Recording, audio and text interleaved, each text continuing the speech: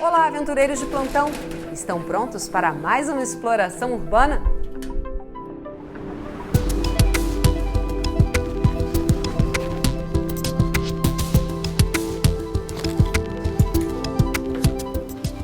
Olá, eu sou uma Urbex, que significa exploradora urbana, e este é o Mundo Urbex, o primeiro programa sobre exploração urbana do Brasil.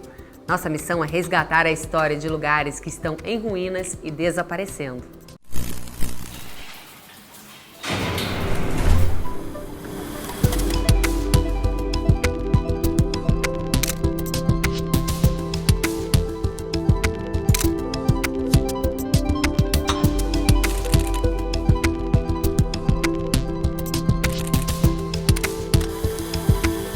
Estamos começando mais um programa e, como sempre, eu quero começar agradecendo a todos vocês que enviam mensagens pelo WhatsApp, porque isso nos enche de orgulho, sabia? E de vontade de continuar explorando por esse Brasil afora, descobrindo lugares incríveis e muito curiosos para te apresentar aqui.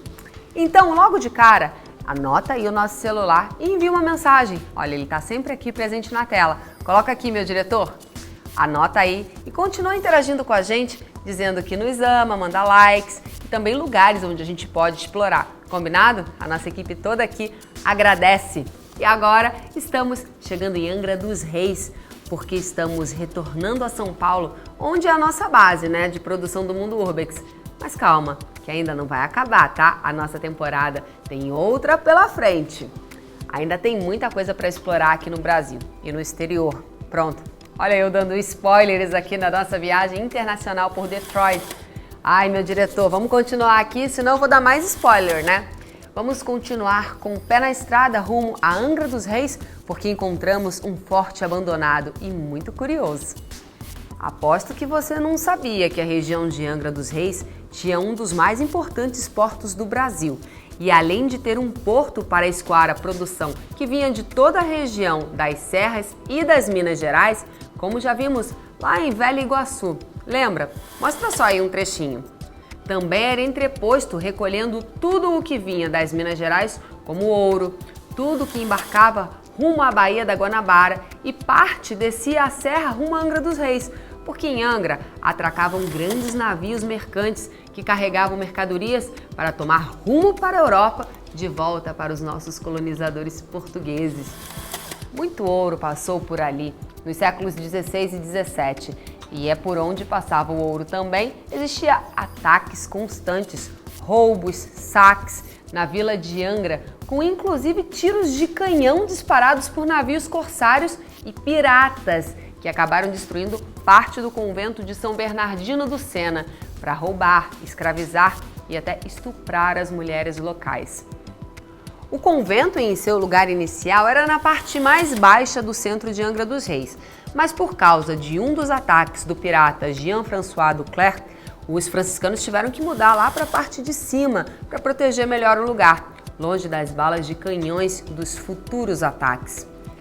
Conta a lenda que quando houve o ataque de Duclerc à vila de Angra, o próprio São Bernardino lutou contra os piratas para que não houvesse mais mortes na vila. Tá entendendo por que um forte na região era mais do que necessário? O forte que iremos visitar é um pouco mais recente, um dos últimos que ainda resta como ruínas e foi remodelado por causa da Primeira Guerra. O forte fica na ponta de mesmo nome, na entrada da Baía de Jacuecangá, próximo ao terminal petrolífero da Baía da Ilha Grande, no município de Angra dos Reis, litoral sul do estado do Rio de Janeiro. A gente está no Forte do Leme, em Angra dos Reis, que tem muito pouca informação na internet. O que a gente sabe é que ele é de 1900, em um site a gente encontrou 1911, no outro começando em 1912, terminando em 1913, mas as informações são muito desencontradas.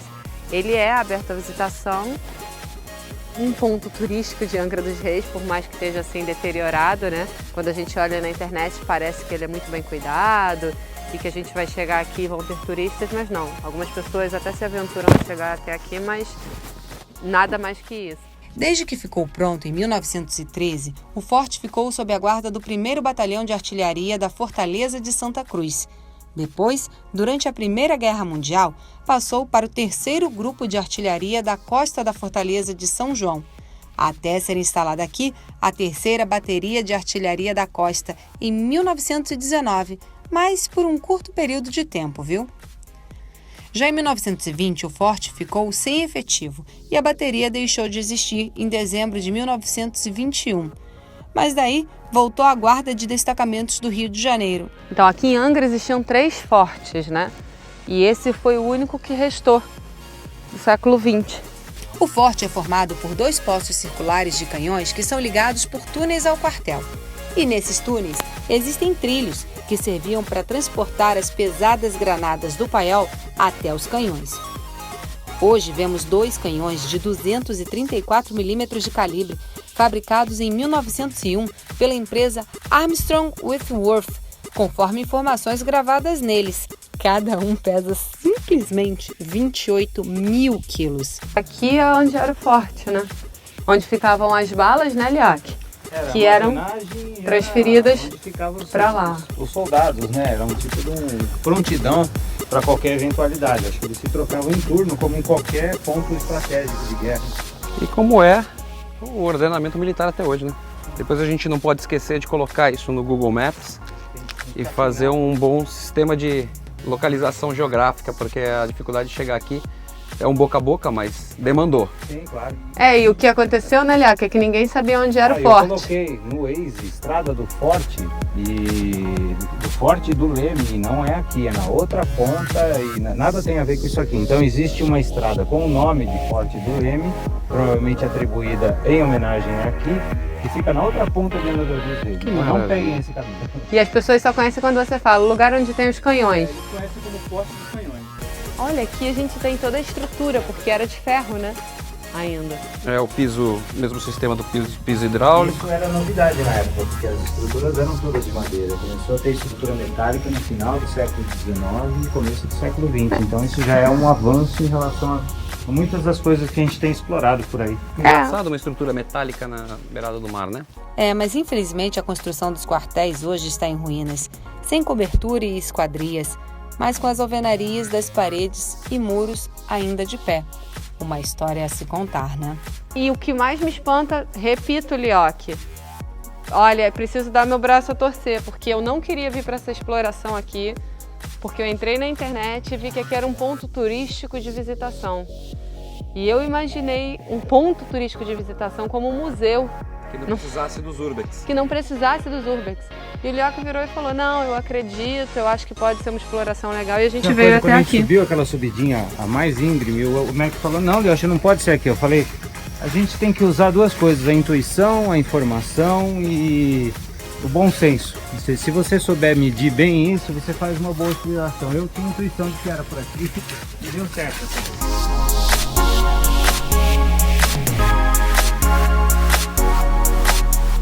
Agora vale a pena a gente falar que isso daqui tudo foi montado por conta da Primeira Guerra. Da Primeira Grande Guerra. Porque Angra dos Reis foi um local muito importante. Em 1502, uma expedição de portugueses chegou até aqui, né? E então ela faz parte do início, né, de todo o Império Angra dos Reis, por vir, né, por chegarem muitos navios. Foi muito importante. A Baía da Ilha Grande ela tem essa conformação de ter margens com grande calado. Então grandes embarcações conseguem chegar bem próximo aqui da costa. Motivo pelo qual uma artilharia dessa é útil, porque não fosse a chegada, ou seja, a possibilidade de chegada de embarcação aqui, eles não teriam alcance para essas balas atingirem os navios. Então aqui era uma possibilidade muito grande de você conseguir pegar um inimigo atracando. E o Forte do Leme foi construído principalmente para a Primeira Guerra Mundial, né? Sim. Eram 3 fortes aqui em Angra. Os outros 2 não existem nem mais ruínas. Exato. E esse aqui foi o único que conseguiu permanecer mesmo em ruínas, mas a gente ainda consegue ter uma noção, né? Ele foi desativado em 1950, não foi? Não, em 1950 era uma informação errada da NET de que os canhões teriam sido aproveitados do couraçado Riachuelo, que não é verdade, nós acabamos de confirmar que são de 1901. Ele, na verdade, perdurou até os anos 70, 80, mas simplesmente como patrimônio e como resguardo do Exército. A grande tradição aqui dessa região, da região de Angra, já começa já lá em 1500 e alguma coisa, porque o convento, que é o convento São Bernardino, foi atacado por uma nau foi atacado por corsários franceses e foi destruído. Ele foi reconstruído depois que ele foi destruído por artilharia desses corsários. Então essa região foi uma região que já criou esse estigma de que pode ser invadida e que pode ser atacada. Por isso esse tipo de forte é bem presente, tanto aqui como também na costa do Rio de Janeiro toda. Verdade. É verdade.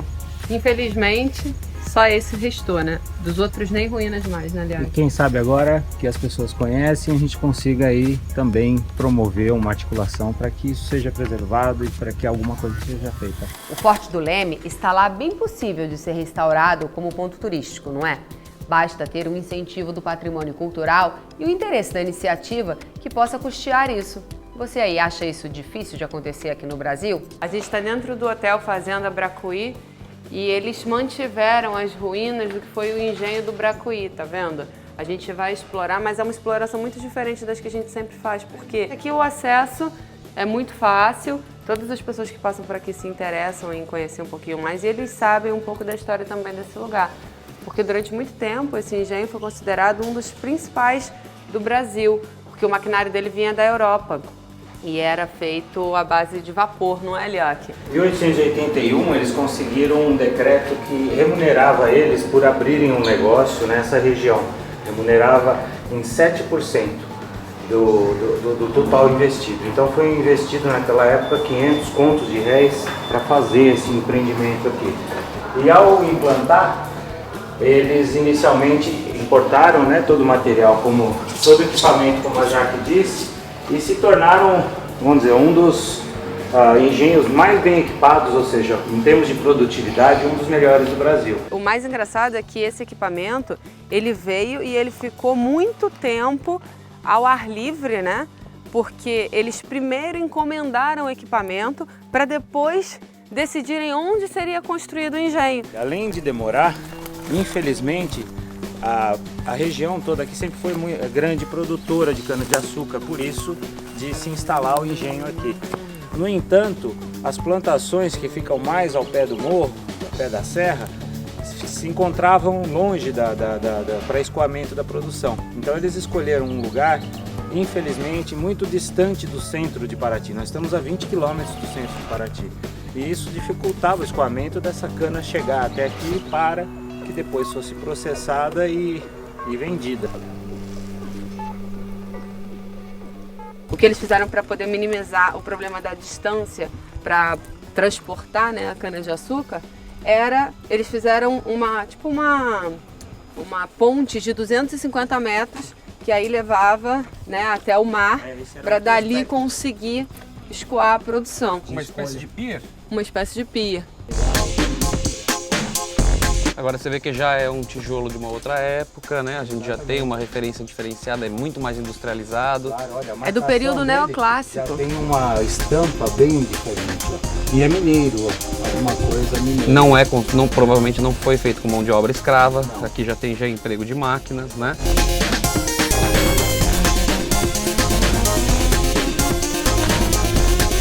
Um momento de extrema paixão do nosso explorador urbano, Lioque, praticamente uma cama sagrada, porque ele vai identificar vários nomes. O louco por tijolos. Rio de Janeiro. Cruz de Malta, esse aqui é feito no Rio de Janeiro. Basta a gente pesquisar quem era o produtor de tijolos que usava a Cruz de Malta como seu símbolo. E a gente está vendo que tem várias procedências. A gente viu mineiro ali na parede. Isso é legal, porque quem está tratando esse patrimônio não está tratando isso jogando em caçambas e jogando fora. Ele está agrupando, espero que dentro em breve selecionando para depois classificar e catalogar esse material. É assim que se trata com o patrimônio.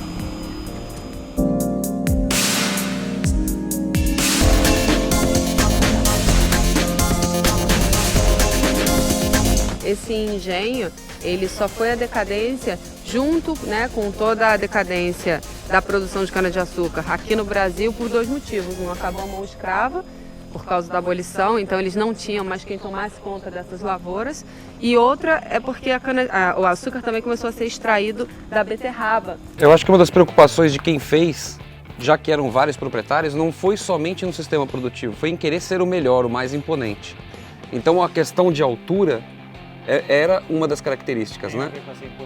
Você falou dos vários sócios, a gente não explicou que, na verdade, primeiro foi do Souza Irmãos Companhia, só que eles só ficaram 1 ano com o engenho, ou seja, eles praticamente construíram. E aí depois eles venderam para o Jopper, né? Companhia, que daí sim deu o boom nesse lugar. Que eram os empreendedores industriais. Nessa época era muito comum ter vários empreendedores unidos, né? Onde começava, inclusive, as grandes sociedades no Brasil.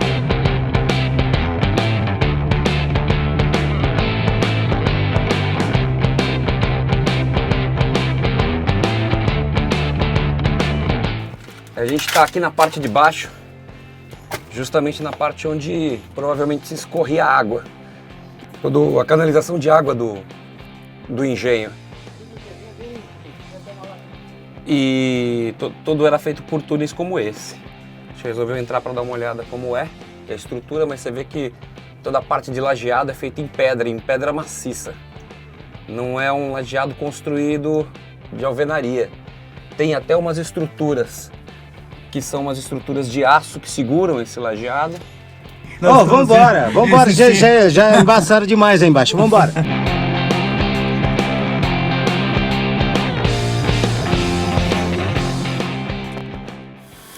Que bacana esse case de preservação que agrega o turismo e ao patrimônio histórico. E a importância da produção de açúcar na época era fundamental para o Brasil.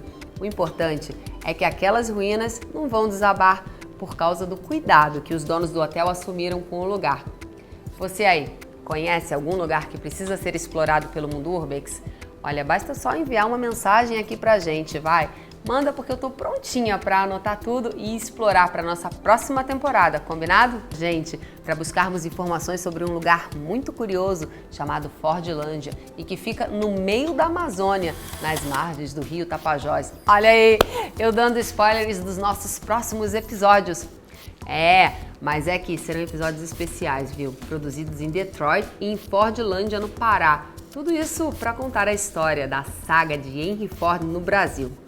Opa, Jaqueline, volta para a estrada, porque ainda nem chegamos a Ribeirão Pires, fábrica de sal. Vamos nós! Saímos cedo em direção à fábrica de sal. Estamos no estado de São Paulo, na região do Grande ABC Paulista, na cidade de Ribeirão Pires.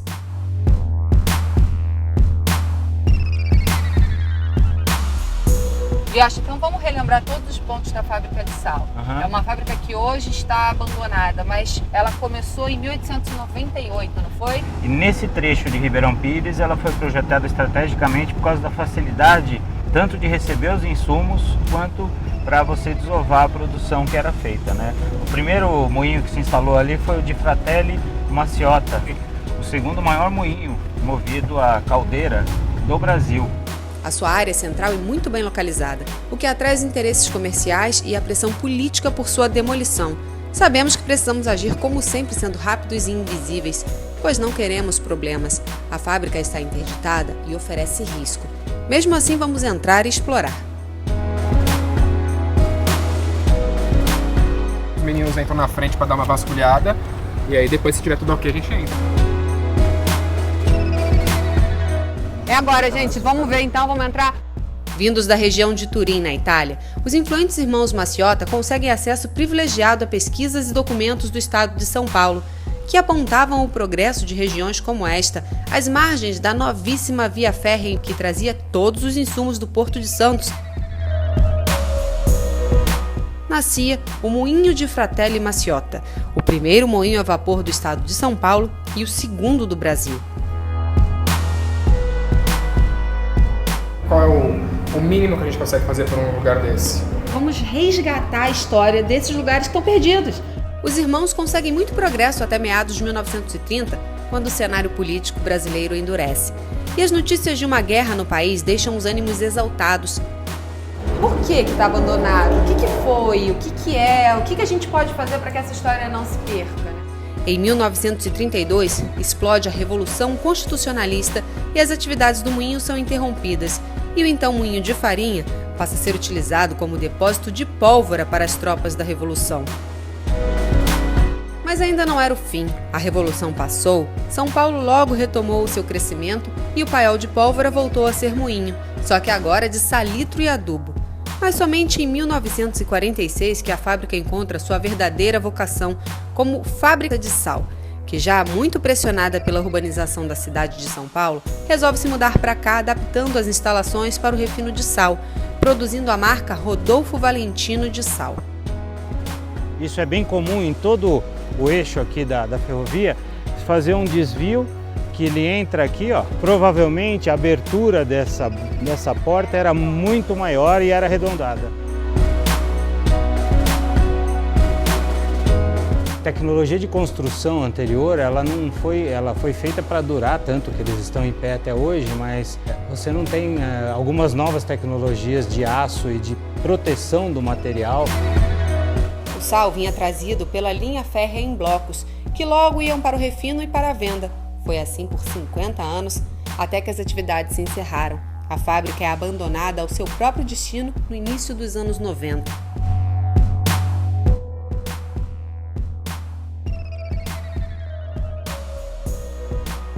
Em 2001, a fábrica foi desapropriada pela prefeitura para se tornar um centro de formação de professores. E em 2003 começa a ser reformado e adaptado para este fim, recebendo estruturas metálicas e intervenções arquitetônicas que pretendiam manter simbolicamente parte da estrutura original. Inclusive, os documentos mostram que essas tesouras foram reconstruídas no mesmo estilo e no mesmo desenho que antigamente, só que agora elas são de aço. Muita coisa foi demolida ou descaracterizada, como os arcos centenários que dividiam as salas de produção do ainda moinho de trigo. Essa última ocupação vai até 2009, quando descobre-se que havia risco de contaminação por sal e comprometimento da estrutura, e a fábrica é novamente abandonada, agora em definitivo. Então essa daqui é claramente uma que está corroída com o tempo. Dentro das vigas é que o sal atuou, que é a sustentação principal do prédio. E hoje o maior fantasma dessas ruínas são justamente a opinião. A opinião pública que está dividida entre aprovar a demolição deste lugar repleto de histórias ou o tombamento e o restauro que esta fábrica centenária merece. Realmente uma pena, porque você imagina, se isso aqui poderia se tornar assim, de utilização pública, como foi feito, né? Infelizmente, não foi a melhor solução arquitetônica que se deu. Esta foi mais uma exploração do Mundo Urbex. Se você quer ajudar a preservar a memória de lugares como este, curta esse vídeo e assine nosso canal Mundo Urbex. Que delícia de exploração, hein, pessoal? Mas a semana que vem tem muito mais, porque começam os nossos episódios especiais sobre o que sobrou da influência das indústrias Ford aqui pelo Brasil. Não percam, hein? Quer explorar? Faça com segurança e com especialistas, ok? Seja Urbex. Até o próximo programa, pessoal! E para acompanhar tudo de pertinho, é só nos seguir nas redes sociais, Facebook, YouTube e Instagram, @Mundo Urbex. Deixa seu comentário nas nossas redes sociais ou pelo WhatsApp do programa.